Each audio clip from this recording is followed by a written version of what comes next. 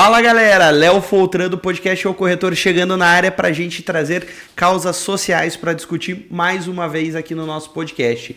E hoje eu estou recebendo uma convidada e um convidado que eu acredito que vocês já conhecem, pois ele tem grande influência aqui na cidade de Curitiba e vai poder nos ajudar a debater muito esse assunto. E a Loriane, que também já tem uma experiência ligada ao mercado de seguros. Então, Pierre, primeiro eu vou passar para as damas se apresentarem aqui. Loriane, seja bem-vinda ao podcast O Corretor. Obrigado pela tua presença aqui com a gente. Obrigada, Foltran. Obrigada. Bom dia a todos. Eu sou a Loriane Zonta, trabalho no mercado de seguros já há mais de 17 anos e sou mãe de 2 filhos, um de 5 anos e um bebezinho de 10 meses. E conta pra mim, esse teu filho de 5 anos, né? Isso. O que ele fez você descobrir, Lori? Um mundo diferente? Totalmente diferente. O Leonardo, aos 2 anos e 2 meses, mais ou menos, ele começou a apresentar alguns comportamentos que até então, para mim, eram normais e alguns comportamentos que até então eu tratava como birra, por falta de conhecimento. E já, inclusive, trabalhando na área de saúde. Mas quando é com a gente, quando nós somos os atores principais, tudo muda. Então, ele começou a apresentar... ele já tinha um nervosismo fora do comum. Ele começou a apresentar algumas ausências, então ele ficava em torno de 20 minutos sem reação, olhando para o nada, rindo. Você poderia falar com ele, você poderia oferecer um chocolate, que fosse o caso, e ele não tinha reação alguma. E o que mais me assustou foi quando, em determinado momento, eu já estava até fazendo uma pesquisa com o pediatra, alguns neuropediatras agendados, mas numa determinada noite ele acordou de madrugada se mordendo, se batendo e gritando. E aquilo me assustou demais. E aí eu fui para o hospital, foi uma quinta-feira, em 2020, e chegando lá eles já internaram para investigação. E aí fizeram vários exames, eletroencefalograma, verificaram também o exame de Bera do ouvidinho dele, porque eu relatei que ele não me atendia quando eu chamava ele, pouca interação social, olho no olho, mesmo quando eu amamentava. Então, assim, normalmente a criança está ali, olho no olho contigo amamentando, ele não, sempre com o olhar mais perdido. Só que isso para mim nunca teve algum significado, porque eu realmente desconhecia, Hoje eu tenho outro filho, tem 10 meses, então eu já consigo realmente prestar mais atenção em alguns detalhes. E aí começou uma investigação, A princípio foi uma investigação para ver se não era algum tipo de epilepsia por conta das crises de ausência, e depois de descartado é que nós começamos um trabalho de investigação mais de análise comportamental mesmo. Entendi. E agora vou apresentar outro convidado que vai somar mais ainda a isso que a Lori disse aqui pra gente. Pierre, seja bem-vindo, obrigado por aceitar o convite aí. Vamos conversar bastante agora, Obrigado, Foltran, obrigado a vocês. Prazer conhecer você, Loriane. Para aqueles que não me conhecem, sou o Pierre Paulo, conhecido como Pierre, 41 anos, advogado de formação, estou vereador aí já no meu 3º mandato, na Câmara de Curitiba, fui líder do governo do prefeito Rafael Greca durante 7 anos e trabalho muito forte essa política de inclusão, das pessoas com deficiência, da inclusão, de uma sociedade que possa compreender melhor, os diferentes dentro das suas especificidades, Então, eu sempre tem uma frase que eu uso muito, que nós somos todos iguais dentro das nossas diferenças. Então, a minha política pública, aquilo que eu luto e continuo lutando já faz algum tempo, é por quebra de preconceito, por informação, e compreensão. E aí, logicamente, dentro de cada área, as intervenções, os tratamentos adequados para que essas crianças, essas famílias possam ter uma vida digna dentro de uma sociedade que ainda é muito cruel no que tange as pessoas com deficiência. Quando a gente traz, eu acho que o principal ponto que, como eu estava comentando com vocês nos bastidores, durante o mês de outubro, onde a gente trouxe diversas pessoas aqui que já atuam em causas parecidas como a tua, Pierre, a falta de informação, ela afeta muito a sociedade. O teu relato, Lori, ele expõe que dentro de casa a gente não sabe como lidar. Sim. A gente não teve uma educação suficiente lá atrás, e eu acho que até não passa só por questão de educação, passa por questão de avanço de medicina, de tecnologia também, para descobrir, porque, como eu falei no episódio com a Aline lá atrás, poxa, era muito comum você ver uma criança que fazia birra e falar, não, é birra de criança isso, né? Mas às vezes é uma criança neurodivergente, é uma criança que apresenta um espectro, né, Pierre? E aí vem causas, e aí a gente pode trazer assuntos para relacionar a área de saúde, como os planos de saúde se comportam quanto a isso, né? O preparo também, né, pessoal? Eu acho que é muito importante a gente entender e fazer com que a sociedade entenda que essas pessoas, elas não têm nenhuma limitação a mais. Elas só precisam ser entendidas. Elas têm uma doença que a gente precisa entender como tratá-la, né? No caso do autismo não é uma doença. Sim. Né? Tem as doenças raras, né? Que são aí sim, doenças raras. Você entrevistou a Shirley aqui. Então aí sim, existe uma série dentro existe uma gama grande de doenças. E é importante explicar para o público de casa de que o autismo ele é um transtorno. Ele é elencado pela LBI, Lei Brasileira de Inclusão, como um transtorno com uma deficiência. Ou seja, todas essas crianças, as pessoas, têm seus direitos enquadrados dentro do que a Lei Brasileira de Inclusão estabelece e dentro daquilo que todos os direitos pertencentes a uma pessoa com deficiência, seja ela física, seja ela intelectual, seja ela dentro do autismo, né? Então a grande dificuldade hoje, primeiro, é entender o que ela é, né? Então o autismo não transmite, né? Não, você vai sentar, vai ficar... Que vai passar, né? Vai passar, né? O autismo ele tem as suas peculiaridades. Dentro do autismo você tem ali vários níveis, né? Até perguntei para a Loriane, teu filho é verbal? Ela falou assim, meu filho hoje ele fala, né? Tem muitos autistas que não conseguem falar, até porque alguns porque não tiveram o tratamento adequado, a intervenção, porque custa muito caro, com certeza essa mãe que está do meu lado pagou um preço financeiro alto, né? Ou por plano de saúde, ou porque ela teve que tirar do bolso da família para dar um tratamento diário, né? Muitas vezes semanal e muitas vezes diário, e aí ela pode falar melhor, é TO, é fono, integração sensorial, psíquico, tudo, né? Sim. Então essa dificuldade que, por exemplo, ela talvez tenha conseguido por uma questão financeira que ela tem, mas, e até deve ter aberto mão de outros projetos para cuidar do filho. Mas eu tenho, a maioria dos casos, são mães e pais que não têm... a mãe tem que deixar de trabalhar porque ela tem que ficar com o filho. Aí, quando você coloca na escola, a escola não sabe incluir. Quando não sabe incluir, você tem que trazer teu filho de volta para casa. Aí a mãe se desespera porque não teve apoio da diretoria, não teve apoio da diretora, dos colegas, nem dos pais dos outros colegas, né? Então, assim, porque é muito fácil falar, mas daí muita gente não quer conviver com os autistas, né? E as escolas principalmente. As particulares, pior ainda. Exatamente. Né? Acho que é isso, né? As particulares... A rede pública ainda ela, por mais que ela tenha seus defeitos, e Curitiba temos vários problemas nas escolas, normal, acho que quando eu digo normal tem, não dá para dizer que não tem, mas se você pegar o ambiente de uma escola pública em Curitiba, de uma escola privada, eu arrisco te dizer que na pública é melhor. Então... eu costumo dizer sempre que assim, quando a gente traz, por exemplo, uma causa como o SUS, né? Muita gente critica, mas eu falo assim, o SUS ele trafega muito bem como um biarticulado trafega na cidade de Curitiba das 10 ao meio-dia. Agora, quando você pegar um horário de pico, ele não vai dar conta. Você não vai ter capacidade médica para atender, você não vai ter capacidade. E aí, quando você traz esses dados, Pierre, e aí a Lore acho que vai conseguir contribuir ainda mais com a gente, o preparo do profissional que vai estar por trás para cuidar dessas crianças, ele é totalmente diferente, né? Ele tem que ser diferente. O que eu diria, até na linha do que o Pierre comentou, sobre as escolas, a dificuldade que nós temos realmente... muitos falam de projeto de inclusão, mas na prática é totalmente diferente. Se você pergunta, o meu filho agora ele tem mais um ano para ficar na escola que ele está atualmente. Eu estou com dor no coração de ter que tirar ele. Mas eu já comecei a fazer uma pesquisa em algumas escolas com particulares, com valores de mensalidades enormes. E aí você pergunta, te tratam com toda a educação, venha conhecer. Quando você vai pessoalmente conhecer a escola e você fala que teu filho é autista, Eles nem perguntam qual o nível de suporte, qual a dificuldade, como que está o tratamento dele. Eles já falam assim, teve uma escola que eu fui, inclusive, que disse assim, mas ele vai no banheiro sozinho, né? E eu falei, ele está no processo de desfraude. Porque se realmente ele não tiver, a gente infelizmente não vai poder receber ele aqui.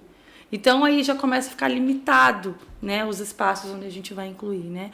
Felizmente, essa escola onde meu filho hoje frequenta tem um tratamento de muito acolhimento, carinho, está me ajudando nesse processo de desfraude. Recentemente, há 10 meses atrás, eu perdi a minha mãe e o meu filho era muito ligado com ela. E algo que ele não tinha, que era a seletividade alimentar, ele passou a ter. E desenvolveu anemia, desenvolveu outras questões. Quem está me ajudando hoje com isso? Além, claro, das terapias, né? A escola. Né? Mas fale o nome da escola, porque... É a obra-prima. Não, é porque é bom falar o nome da escola, porque eu digo assim, se tem uma escola que trata de forma positiva, é importante a gente até divulgar. Claro. Né? O meu filho tem TOD e TDAH, que são outros 2 transtornos muito mais leves, depende do momento, do que o autismo. Mas até a escola entender isso, foi um processo, né? Hoje ele está bem melhor, com tratamento, uma série de outras coisas, né?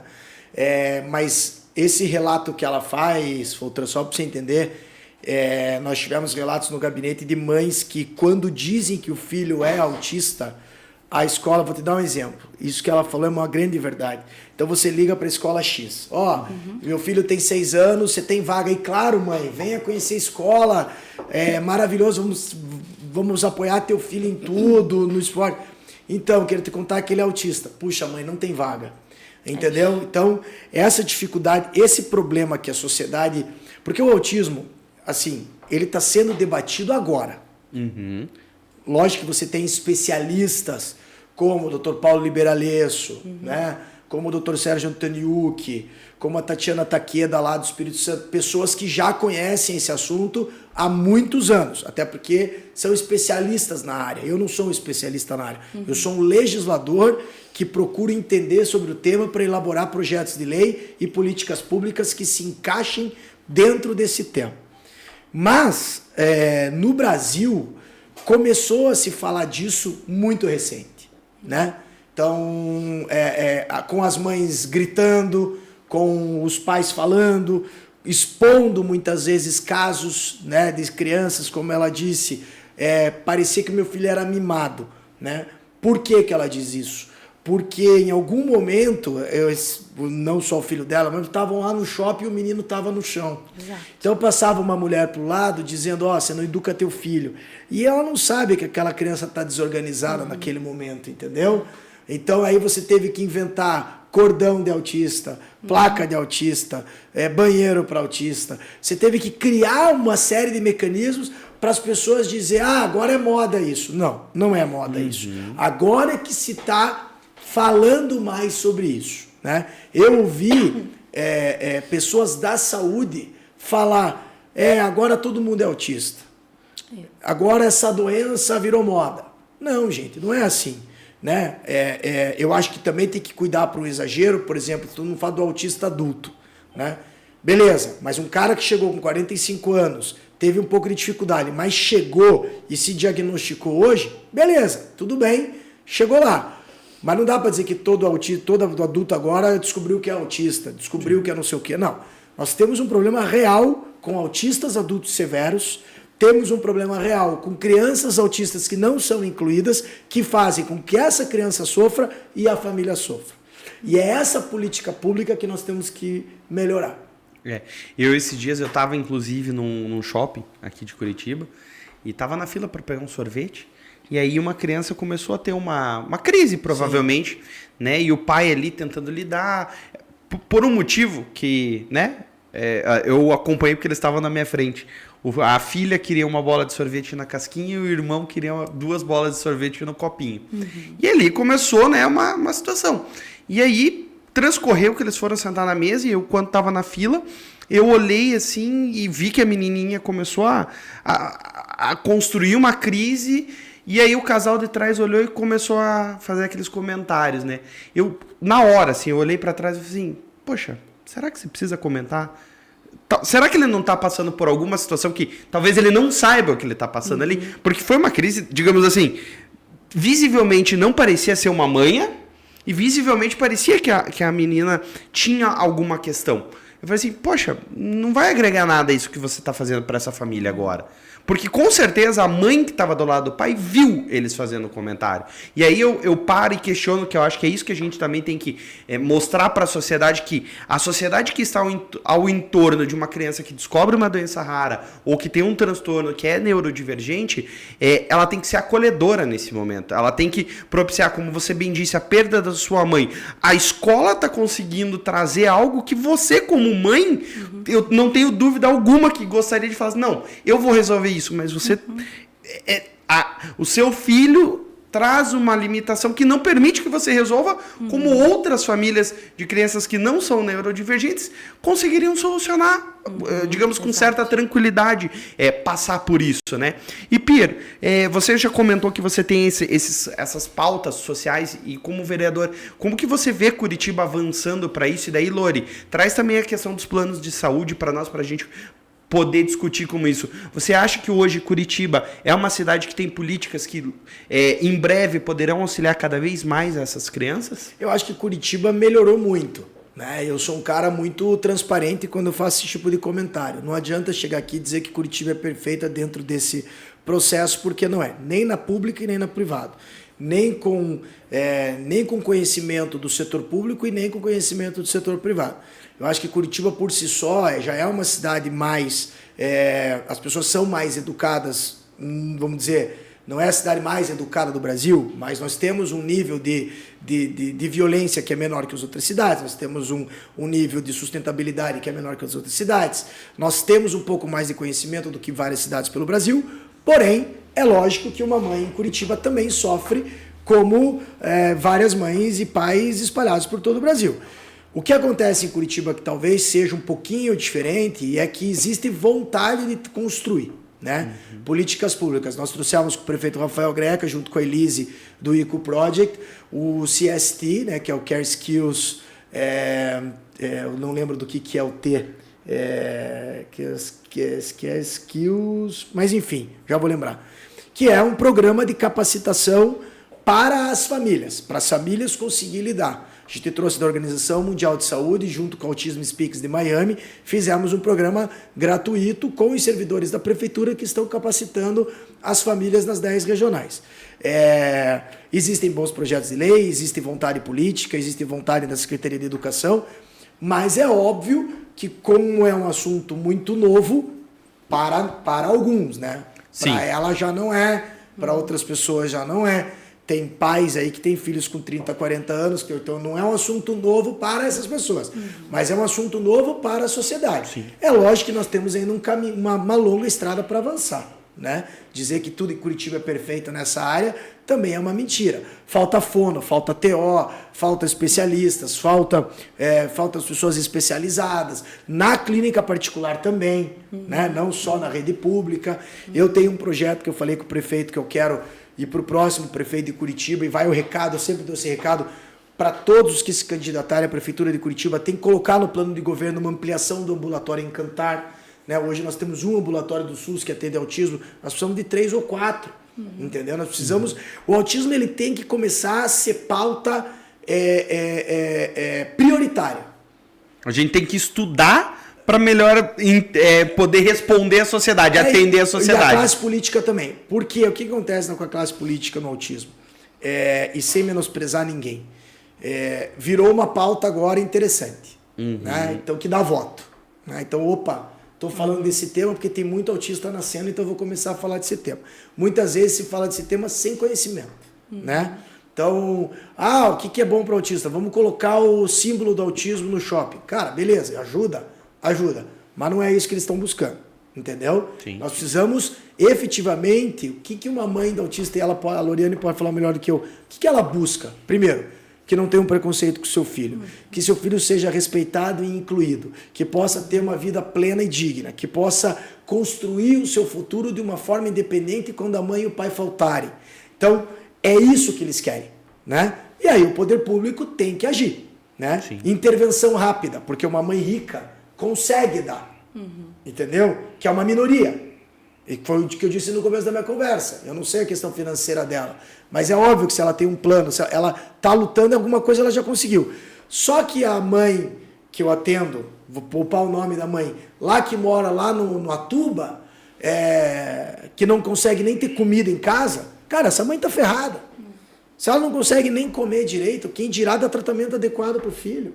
É que precisa ficar, às vezes, na fila do SUS, nesses casos ali, 6, 7, 8 meses, perdendo tempo que pode Só para mudar. buscar o diagnóstico. Só para buscar o diagnóstico, sem E contar uma direito, liberação né? de É exame. um direito ao diagnóstico precoce, é um direito. Né? Sim. Sabe que foi uma lei minha essa, Sim, né? sei. Eu acabei elaborando uma lei que é a minha melhor lei, que eu acho. Eu digo sempre que já valeu a pena entrar na vida pública por essa lei. Nós fizemos uma lei que é o diagnóstico precoce do autismo. Por que nós fizemos essa lei? Porque sem diagnóstico, você não sabe o que você é. Entendeu? Você não sabe o que você é. Não sabe Você- como tratar. Você não sabe não se tem um TOD, um TDAH, se tem autismo, se tem algum outro tipo de transtorno. Para você dar o quê? O tratamento adequado. Sim. Certo? Para você dar o tratamento adequado. E nós conseguimos colocar isso nas 111 unidades de saúde de Curitiba. Só que quando eu fiz isso, eu também aumentei a fila. Por quê? Porque tem muito mais gente sendo diagnosticada. Daí qual é o problema? A intervenção. Porque eu tenho o diagnóstico e não tenho intervenção. O CST resolve parte desse problema.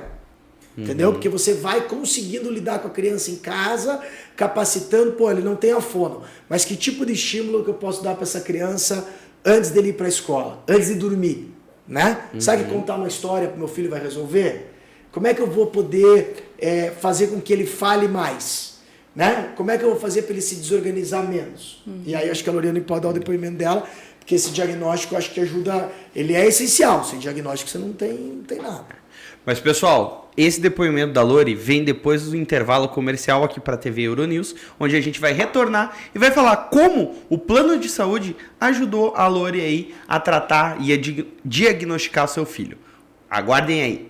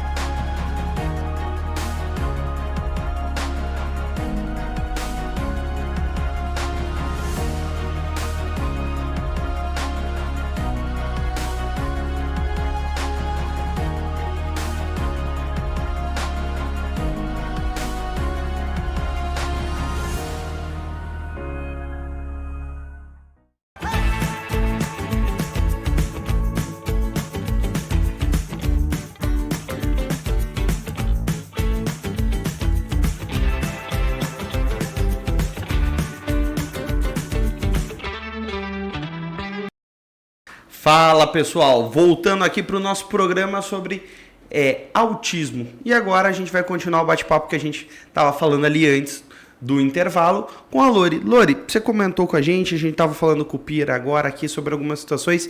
Me conta, a partir do momento que você descobriu, né, que você investigou, como que foi? Como que você buscou esse recurso? Foi com a rede pública? Foi com rede privada? Como que você vê essa tua visão dessa assistência que é dada, né? Então, a partir do momento que eu tive o diagnóstico, bom, eu já tinha plano de saúde, né? Então, inclusive, foi através do plano de saúde, do profissional, do neuropediatra, a doutora do meu filho, a doutora Daniele Bufara, né?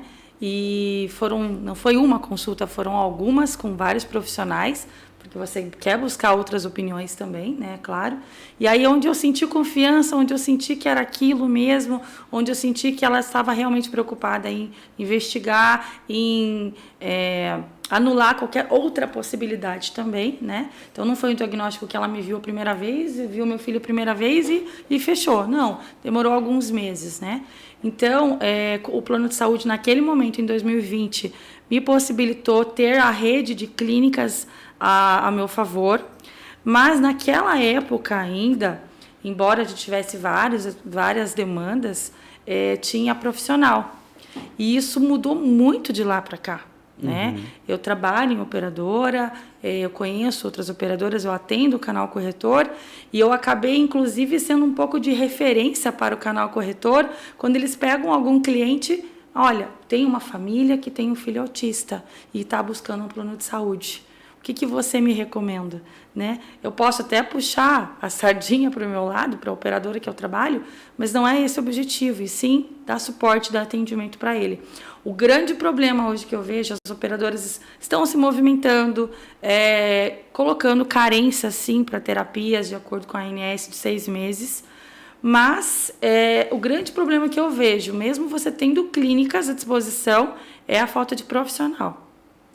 Profissional falta demais. Eu, inclusive, passo esse perrengue, porque quando o meu filho está adaptado a fono não mais, né, que ele não precisa mais, graças a Deus, mas a psico, a ATO e a integração sensorial, quando começa a estabelecer um relacionamento, elas mudam, trocam e tem que começar todo esse trabalho novamente. Isso cansa bastante, né? Então tem muita gente sim em fila de espera, né? Mesmo e assim, a intervenção precoce é necessária. A criança está sem ali a intervenção, ela está atrasando no processo. Eu tive um primo de 35 anos, ele já é falecido, ele era autista o grau bem mais severo, e a minha tia, na época, ela me falou assim: Lori, eu estou feliz porque, de alguma forma, você está conseguindo trabalhar e ter essa intervenção e apoio da escola, da família, enfim. Mas no meu caso, há 30 e poucos anos atrás, me falaram que eu era uma mãe preguiçosa, que eu não estimulava o meu filho, ou que o meu filho era preguiçoso, que ele era muito preguiçoso e que era eu que tinha que resolver isso. Ele foi diagnosticado mesmo, de fato, com 9 anos de idade. Muito tarde, no meu ponto de vista, né? Não sou especialista também, mas muito tarde. Eu sempre costumo falar que as limitações, quanto mais precoce for, se eu colocar o meu filho numa natação, esse de 10 meses, e eu aprendo numa natação, ele vai aprender mais rápido, né? O que é precoce. Então, e aí, 35 anos depois, ele teve um câncer e, mais uma vez, demoraram para diagnosticar a doença dele, porque ele não falava, né? Então, é o grau mais severo. Então, ele ficava fechado e ele, mesmo esmurrando, a mãe dele sentindo que alguma coisa tinha de dificuldade ali, algo de errado estava acontecendo, levava para o hospital, dava um medicamento para acalmar. Ligavam ao autismo. Ele está tendo uma crise, ele está tendo uma crise. Mas, na verdade, ele estava com uma doença e, quando foi diagnosticado, já estava em caso terminal. Então, assim, muito triste isso. Ele não tinha voz para falar. E a mãe, mesmo sendo a voz dele, estava lutando para identificar o que estava acontecendo e depois já era tarde demais. Né? Então, nós somos as vozes dos nossos filhos. Os corretores me procuram muito, inclusive porque quando eles vendem um plano de saúde, eles tentam ser consultor, é claro, né? Identificar onde eles vão colocar o cliente na melhor operadora. Só que muitas vezes um cliente busca ele com o diagnóstico e fala: você me vendeu um plano que não presta, uma porcaria de operadora. Só que muitas vezes é a reação da mãe ou do pai. Né? É diferente de um seguro de vida, né? Isso. Quando a gente faz um estudo, como vocês já trouxeram dados aqui, eu digo, para quem não conhece do mercado e nos acompanha, a falta, Pier, os estudos hoje financeiros, tá? Quando uma pessoa perde alguém, são 5 anos para a reposição financeira daquela família. Tá? Então, se você tem lá marido e mulher e eles dividem a renda, independente disso, você vai ter 5 anos para você se estabilizar. E aí, quando vocês trouxeram esses dados, não tem como eu não pensar, por exemplo, no que você abre mão dentro da tua carreira profissional, como o Pier falou, de você fazer, né, do teu avanço. Mas aí, quando a gente está falando com a sociedade que é atendida na rede pública, que recebe lá seu salário mínimo, às vezes, que faz um trabalho de secretária do lar, né? E aquela pessoa, ela não vai poder deixar aquela criança desamparada dentro de casa, porque, como você bem disse, e você também complementou, não são todas as escolas que estão preparadas, né? Você tem políticas para você deixar a criança o dia inteiro na escola? Será que a escola vai aceitar? Será que você... Primeiramente, se você for para particular, primeiro você vai ter que ter condições de pagar, que muitas vezes essa família não vai ter. E a pública, como o Per disse, faz um trabalho, mas ainda não consegue porque a gente não debate. Eu trago isso que eu já falei em outros episódios, por exemplo. Recentemente fui passar minha lua de mel fora do país, fui pra Disney. A questão de crianças usando os protetores auriculares lá fora me espantou. Eu olhei pra minha esposa e falei assim, nossa, tanta criança. Aí a gente chegou e falou assim, eu acho que aqui a gente já tá discutindo. Aqui a gente já tá vendo, a gente não tá falando que é a birra, a gente não tá falando que é a manha, né? Então, nesse ponto a gente traz. E aí, quando você traz, Lori, a tua experiência também nessa questão de plano de saúde, o corretor muitas vezes ele vende o plano de saúde e fala assim, agora você tem que falar com a operadora. Exato. É muito comum isso. E aí a operadora também tem diversas normativas, né? Hoje você falar de plano de saúde empresarial, plano de saúde pessoa física, são temas delicados e redes de atendimento muito deficitárias às vezes também, né?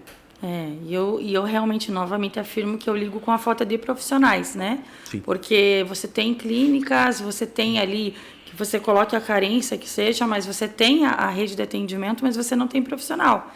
Só que você tem uma demanda ali esperando.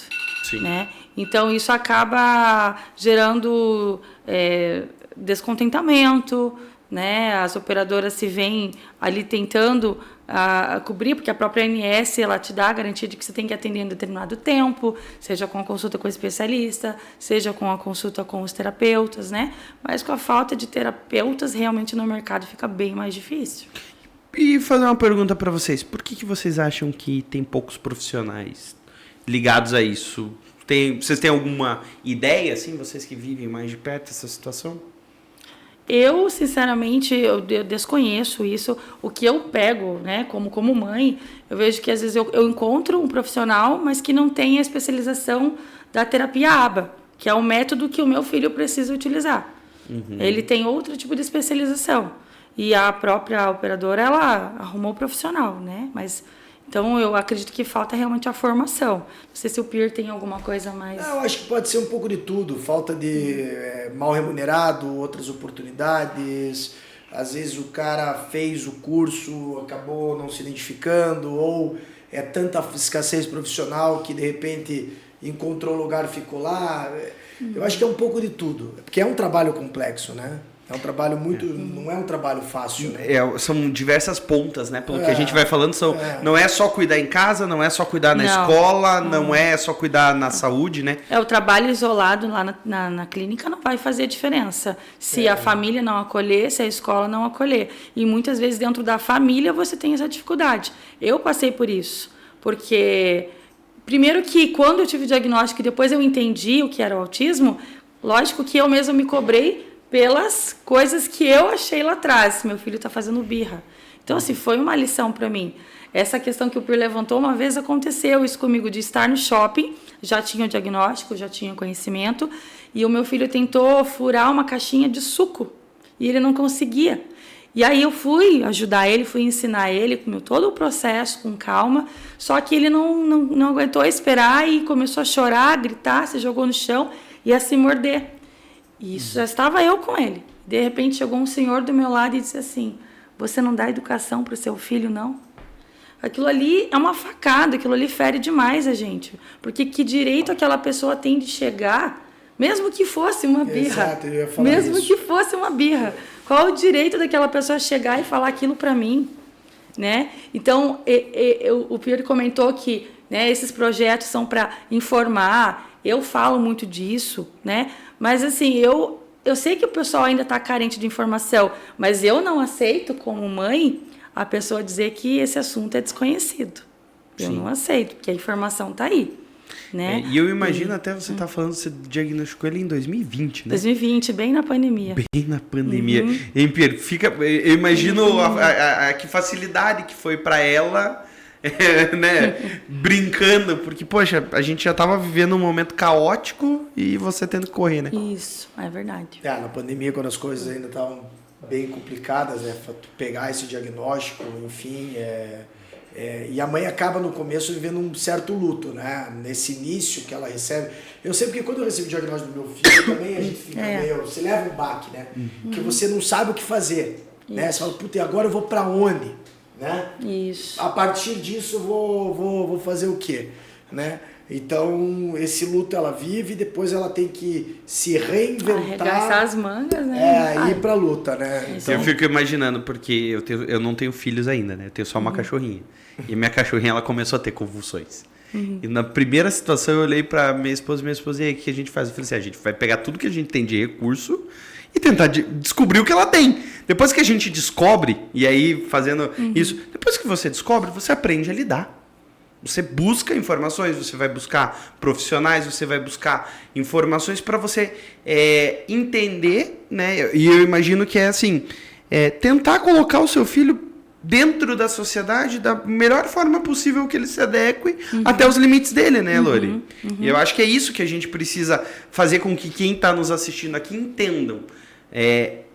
Essas crianças neurodivergentes ou com uma doença rara ou que necessitam de um tratamento especial, elas não precisam de um julgamento como este rapaz. Ninguém deve julgar o próximo, né? Eu acho que esse é o primeiro ponto.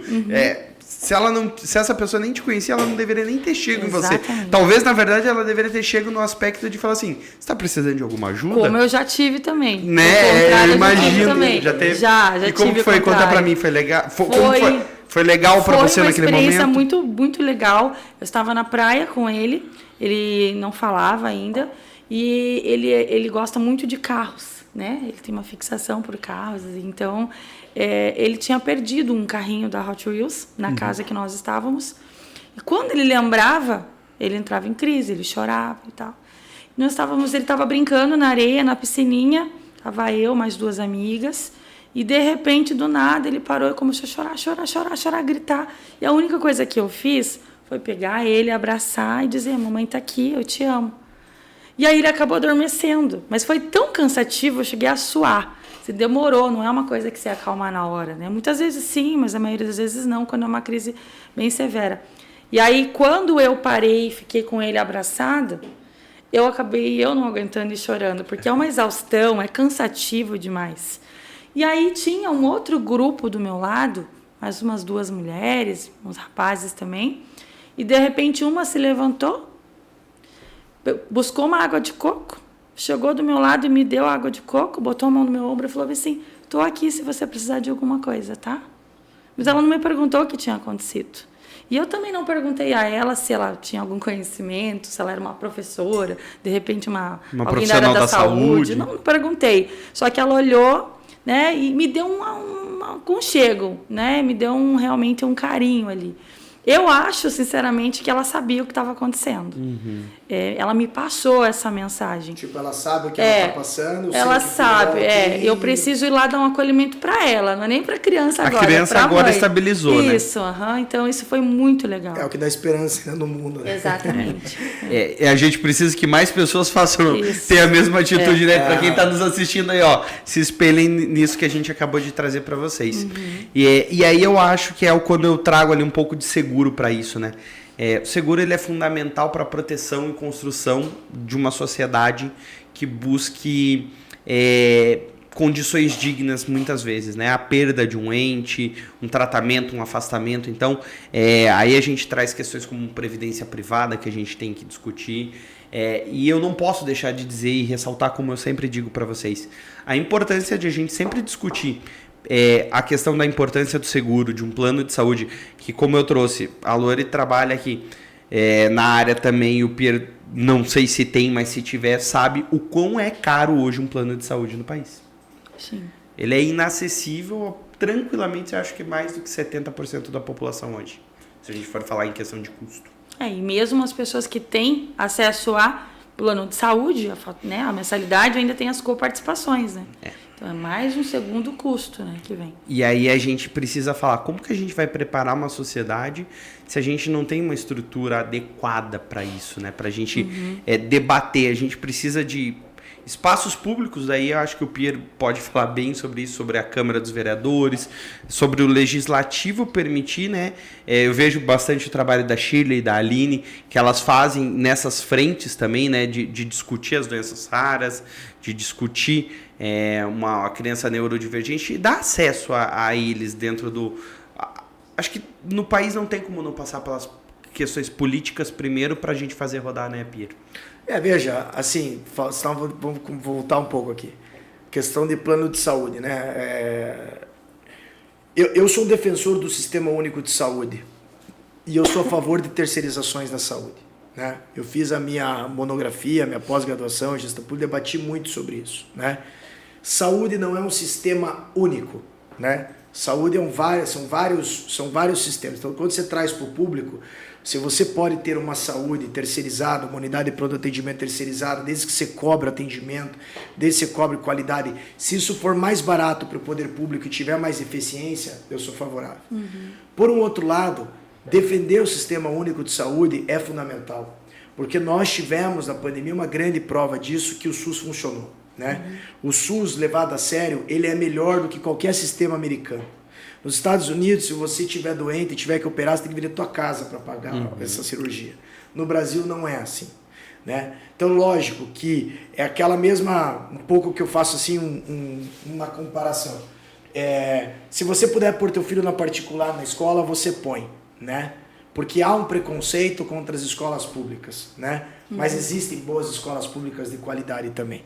Eu não sou da teoria do caos, que nada presta, nada funciona, que servidor público é uma porcaria, que todos os políticos estão lá para roubar, que é uma sacanagem completa, né? A gente sabe que tem muito isso. E quando eu decidi, eu sempre debato muito com a minha equipe até onde eu vou, né?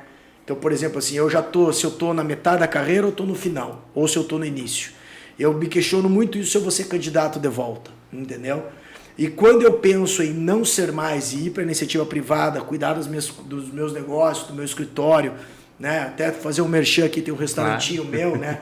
Adega São Vicente, quem quiser conhecer lá a adega lá, já aproveitando vender, já podemos vender aqui estamos lá com um barzinho legal, lá no Shopping Novo Batel.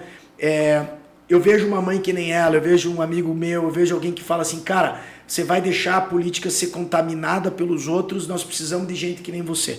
Isso me anima, isso me dá um direcionamento para seguir, porque é uma vida cheia de sacrifício também, não pense que é tudo flores, né? Eu, por exemplo, hoje parei de trabalhar final de semana, porque eu tive que fazer uma opção de dizer, eu não vou fazer política mais final de semana porque eu quero cuidar dos meus filhos.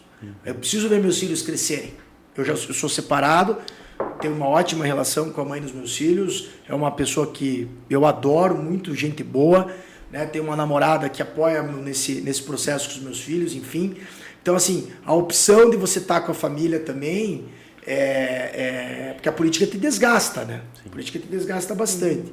Então, você lutar toda vez lá por um espaço público de qualidade, saúde de qualidade, ambiente, escola pública de qualidade, isso tudo também não depende só de nós, né?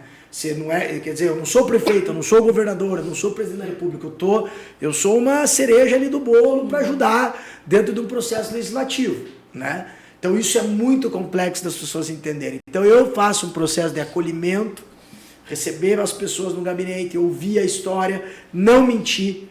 Às vezes eu sou meio duro, dizer, aqui eu não tenho como te ajudar, mas eu dou retorno para ela, para que ela não saia insatisfeita, né? Sim. Então, logicamente que no Brasil, voltando ao exemplo, todo mundo que queria ter plano de saúde, porque ele se sente mais seguro, até o dia que o plano deixar de te contemplar, né? Porque também tem fila. Também. No privado também tem fila. Se você for no médico hoje e pagar R$1.000 para ele, possivelmente vai ter 2, 3 na frente, você vai esperar uma meia horinha, 20 minutos para ser atendido. Né? Então, às vezes é isso. E a política é esse instrumento de tentar transformar realidades, né? Quando a gente recebe uma demanda que nem a dela, Lore, ou de uma Elise Matos, ou de uma Fabiola, de uma mãe que nos procura, como eu vou fazer para resolver aquele problema micro, mas para resolver o de outras também, né? Sim. Então, é algo que afeta a sociedade em todos os pontos. Sim, sim. Que a gente não... eu acho que a gente vai levando desse episódio assim, não existe uma resposta única e exata para todos. Sim. Cada caso tem que ser tratado de uma forma, como você trouxe ali para mim. Eu jamais... Eu desconhecia essa questão dos protocolos de diferentes tipos de atendimento. Para mim, uma pessoa com espectro autista, ela precisava da fono. Ok, então levasse num profissional da fono. Agora você já trouxe que existem métodos, existem tratamentos diferentes, até porque, como você bem disse, o Pierre citou ali, né? É severo, ele é verbal, não é? Existe dentro da própria condição de neurodivergente outras questões que têm que ser estudadas e que eu acredito que devam mudar e bem dizer quase que diariamente, né, Lani? E é interessante, porque mesmo com o plano de saúde tendo a intervenção para o Leonardo, eu ainda preciso de mais, mas eu não consigo agenda. Então, hoje ele faz uma vez na semana, mas ele precisaria fazer 2 pelo menos, como ele fazia anteriormente, né, na outra clínica. Então, eu também estou na fila de espera, né, para outras intervenções. No plano, tá? E se for no particular, vai cobrar R$800, R$1.000 cada vez. Exatamente. Quer dizer, é muito caro. E quando eu fui buscar um neuropediatra para atender o Leonardo lá em 2020, eu até tentei com o Dr. Paulo Liberalesso, né, que hoje é referência, sigo ele nas redes sociais. Ele é muito bom. E isso foi em outubro de 2020. Hoje, se eu não me engano, ele nem atende novos pacientes, mas na minha época, ele só ia ter consulta para junho do ano seguinte. Junho do ano seguinte, ele já estava fazendo as terapias, né? Mas, então, né, por conta também dessa demanda. E outra situação que eu gostaria de relatar como o Pierre falou, deixou de trabalhar final de semana, porque tem que cuidar dos filhos, né? Eu não abro mão também de estar com meu filho e de estar acompanhando ele nesse processo. Eu também, né, eu tô separada também, embora o pai do meu filho me ajude bastante, mas ele mora fora, então acaba que essa questão fica mais comigo. Sim. E na empresa que eu trabalho hoje, eu falo isso com orgulho, porque quando eu fui fazer a entrevista, eu disse que eu precisava de segunda e quinta, que eram os horários, né, que eu fazia, para me dedicar ao meu filho. As clínicas estão investindo em mesas, Wi-Fi, para tentar deixar ali os pais trabalhando. E então eu deixei muito claro, eu vou estar trabalhando com o celular, com o notebook, mas eu preciso ir. Você tem alguém para mandar? Não, eu vou ir. Eu faço questão, eu sou a mãe dele, né? A empresa me abriu as portas, hoje eu estou lá até hoje com essa permissão, assim. Sem nenhum julgamento, sem nenhuma cobrança. Não tenho, claro, nenhuma regalia, né? Se eu tenho a minha meta de visitas, que seja 10 visitas na semana, juntamente com a minha outra colega, eu que tenho que me virar. Né? Eu não vou ter meta de 8 visitas e ela 10. Não, a minha meta é a mesma.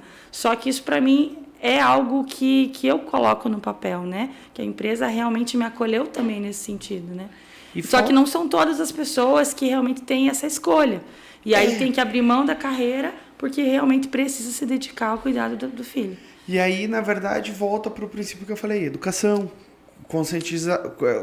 As pessoas se conscientizarem e se enxergarem. Eu digo isso porque, como tem a minha empresa também, que nem eu falo, embarquei na jornada de ter um podcast para a gente informar a sociedade, trazer pautas importantes, trazer pautas sociais dentro do programa, porque eu acho que, primeiramente, podcast, né, o Brasil hoje ele é o 3º maior consumidor de podcast no mundo. É uma forma que a gente consegue trazer de uma linguagem descomplicada para você que está nos vendo no YouTube aí, ou que você vai abrir o teu Spotify, ou vai abrir a tua plataforma de streaming e vai ouvir isso e vai conhecer um pouco mais sobre, hoje, autismo, né, e doenças raras que a gente vai falar. Mas, assim, não tem como a gente não trazer para a nossa sociedade essas discussões. Eu vou fazer um apelo. Médicos que me acompanham, que já estiveram presentes aqui, busquem especialização na área. Nós estamos debatendo e vendo uma oportunidade, vamos falar, de ganho para eles e de atendimento à sociedade, porque a gente está vendo que ocorre uma defasagem profissional dentro do sistema. E aí eu imagino que seja particular ou seja SUS, a defasagem é a mesma. Né? A mesma talvez em proporção não, porque como você bem disse, Pierre, tendo plano de saúde não é nenhuma garantia, porque se a gente vai precisar de uma cirurgia, com certeza uma instrumentadora você vai pagar dentro do plano de saúde, né? Questões que a gente vai debater e vai trazer assim, numa pegada muito mais profunda para trazer.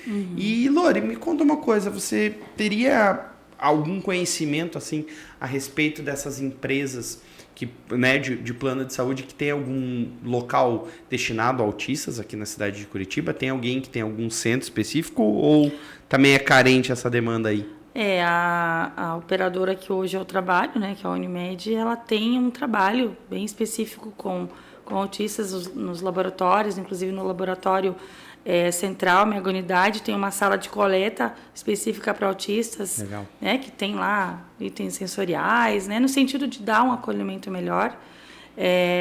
Cartilha também para os pais, né, de informação. E uma coisa também interessante que para mim fez a diferença. Hoje, quando você tem o laudo e você precisa solicitar a liberação do plano de saúde, você precisa passar no núcleo de terapias lá da operadora. E muita gente fica até um apelo, corretores. Vocês informam para o cliente que aquilo é acolhimento. Porque quando o pai ou a mãe vai lá, ele primeiro vai entender como é que vai ser o processo, a vida dele dali para frente. E isso é necessário. Porque se eu não tivesse tido um acolhimento de entender o que vai mudar, já ouvi muitas mães falarem, pronto, a minha vida acabou. Mas é por falta de informação. E, mais uma vez, eu falo, depende também da situação, é claro, né? Então, hoje, essa operadora tem esse trabalho de, primeiramente, acolher, né? E aí fazer a distribuição aí de acordo com a clínica escolhida. E, Pierre, você já trouxe ali que os servidores da prefeitura já têm uma área mais destinada, né? Já tem um trabalho nisso. Você acha que a gente vai conseguir aí trazer... Não, os servidores como um todo, não. Quem tem esse atendimento são os servidores da saúde, parte da saúde que faz o trabalho de CST. Inclusive, tem um projeto meu de lei, agora que nós protocolamos, para dar capacitação aos servidores da prefeitura para o atendimento com as pessoas dentro do espectro do autismo, para não acontecer o que aconteceu, às vezes, numa abordagem, ou o que aconteceu na Riachuelo, ou que a menina foi lá e gritou. Claro que sempre tem os dois lados também. Sim. Eu não estava lá, eu publiquei o vídeo, depois pedi para a equipe publicar o depoimento da vendedora, porque às vezes a gente fica só com uma versão. E a gente tem que dar o direito dos dois falar. Não é justo, porque hoje em dia compra uma verdade, valeu, é aquilo mesmo, quer dizer, ninguém escutou. Às vezes o cara te chama de ladrão, você não pode se defender. Calma aí, não fiz, não roubei, não é por aí, né? Até porque eu sou advogado, sou muito legalista nesse ponto, acho que tem que ouvir os dois lados. Mas, enfim, temos um projeto protocolado, a gente quer andar em andamento para a capacitação dos servidores da prefeitura para lidar na recepção dessas pessoas que estão dentro do espectro do autismo. Entendi. E você acha que a gente... Não sei se você tem algum projeto ou se tramita algum projeto também na questão da ampliação de lugares públicos para dar um melhor atendimento também, ou ainda não é uma pauta que foi discutida? Como assim, ampliação? Eu digo assim, locais públicos hoje da cidade de Curitiba a saberem se comunicar. Nós tivemos, por exemplo, profissionais em shows, em casos de... Não, veja, eu acho que isso tem que partir do executivo. Ele que tem que ter a determinação de chegar e dizer, a partir de agora no mercado municipal pode ter alguém para explicar, para acolher, para receber, dentro de um CRAS, dentro da FAS, dentro de... Né? Dentro de um posto de saúde. Isso passa dentro desse programa que eu criei, desse projeto meu de lei. Mas tem que ter uma vontade política do executivo dele tomar a frente disso e dizer, não, aceitamos e vamos fazer. Entendeu? Acho que esse é o ponto. Né? Não adianta eu escrever lá uma lei, protocolar e depois essa lei não ser cumprida.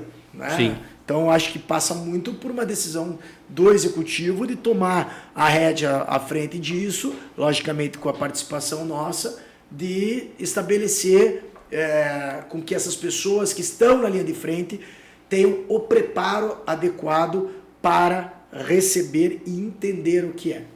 Eu acho que isso é fundamental a gente trazer, porque tem que fazer entender, dar conhecimento para a pessoa poder prestar um serviço adequado e saber como se comportar, porque a gente viu aí situações, né? Vou fazer um paralelo como fizeram agora. Agora todo show vai ter direito à água pelo que aconteceu lá no Rio de Janeiro, né? Com a fatalidade, mas eu acho que é uma somatória de fatores que a gente tem que entender, né? Foi óbvio, foi uma fatalidade a perda da vida da menina, foi, né? Mas aí a gente tem outros pontos muito importantes a se discutir também, quanto à inclusão, quanto à acessibilidade, né?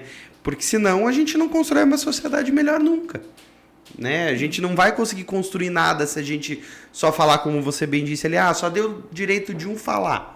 Beleza, daí aquele que falou toma-se como verdade e faz o que ele falou. E aí não foi ouvida a outra parte? Será que a gente tem que aprender a construir as coisas dentro da nossa sociedade? E a gente vive numa era da tecnologia onde muito se fala, tudo se publica na internet e se é dado como verdade em 5 minutos e... Propaga rápido. Propaga rápido e infelizmente nunca... É difícil a gente pegar os casos que propagam para o bem, propagam para o polêmico, né? O hater que está ali, a informação que vem de uma maneira negativa, ela viraliza muito mais do que... Eu não tenho dúvidas que se a gente pegar essas duas situações que a gente conversou ali, da pessoa te julgando, falando no teu ouvido, você não dá educação pro teu filho, iria viralizar muito mais do que a pessoa que veio e te deu água de coco, infelizmente. Né? Então é uma situação que a gente traz aí e debate. Mas, pessoal, a gente vai indo agora para o encerramento do programa. Eu gostaria muito de agradecer a presença de vocês dois. Eu acho que foi bem construtiva a nossa sociedade. Esse programa indo ao ar, a gente vai conseguir entrar dentro da casa de mais alguns curitibanos, brasileiros, quem sabe até brasileiros que estão fora do país aí. Nosso alcance cada vez mais vem crescendo. Lori, muito obrigado por todo o teu depoimento, por primeiramente se sentir à vontade em trazer isso e trazer para outras famílias que talvez estejam nos assistindo nesse momento e tenham um filho e detectem algum comportamento anormal, vamos dizer assim, né? Que eles têm alguma diferença perante o primo, o irmão, né? E que possam usar esse programa para buscar, né? A gente já falou, pode ser um pouquinho difícil, mas vale a pena no final, né? Não tenho dúvida disso, Lori.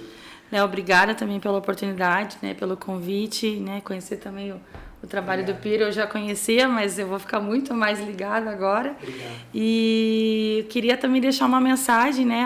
Às mães, aos pais, às famílias, avós, enfim, que uma coisa que me ajudou muito é conhecer outras mães, né? É se comunicar, porque assim, o meu filho, hoje ele interage socialmente, mas eu tenho uma amiga mãe que o filho dela não pode sair de casa, é um martírio.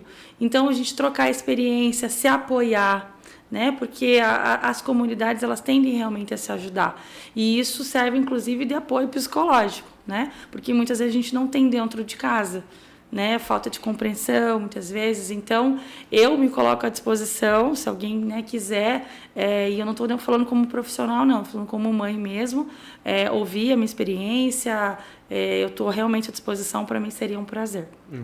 Eu vou fazer o que eu sempre faço com alguns convidados, tá? E já aí vocês vão ter que aguentar. Pessoal, para quem quiser falar com eles, deixa aqui nos comentários do vídeo que a gente entra em contato com as assessorias, com a Lori, permitindo a gente passa os contatos, que eu acho que a gente entrega para vocês mais uma ponta para vocês se comunicarem às vezes com as pessoas que parecem estar tão distantes da gente.